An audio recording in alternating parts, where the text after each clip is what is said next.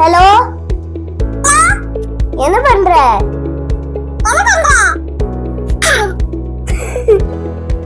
40 நாட்கள் 40 வார்த்தைகள். இன்று 35ஆம் நாள். இன்றைக்கு நாம் கற்றுக்கொள்ள போகிறதான வார்த்தை கசகு. ஷான், என்ன பண்றீங்க? இதுல பேசுங்க டாடி.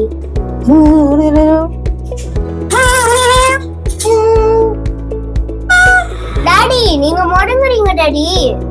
முணங்குதல் என்கிறதான வார்த்தைக்கு இணையான பதம் கசகு என்று சொல்லி நம்முடைய வேதாகமத்திலே ஒரே ஒரு முறை ஏசாயா தீர்க்கதரிசியின் புஸ்தகம் 29ஆம் அதிகாரம் 4வது வசனத்திலே பயன்படுத்தப்பட்டிருக்கிறது. அப்பொழுது நீ தாழ்த்தப்பட்டு தரையிலிருந்து பேசுவாய், உன் பேச்சு பணிந்ததாய் மண்ணிலிருந்து புறப்பட்டு, உன் சத்தம் அஞ்சனம் பார்க்கிறவனுடைய சத்தத்தை போல் தரையிலிருந்து முணுமுணுத்து, உன் வாக்கு மண்ணிலிருந்து கசுகு சென்று உரைக்கும் என்று நாம் வாசிக்க முடியும்.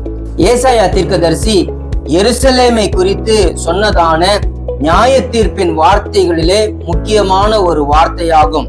அவர்களுடைய வார்த்தைகள், அவர்களுடைய சத்தம் நசுக்கப்படும், அவர்களுடைய சத்தம் வெளியே வராது என்பதற்கு இணையாக சொல்லப்பட்டதான ஒரு தண்டனை. காரணம், அன்றைய நாட்களிலே கர்த்தரை விட்டு மிகவும் பின்மாற்றம் அடைந்திருந்ததான யூத ஜனங்களை குறித்து இது சொல்லப்பட்டிருக்கிறது.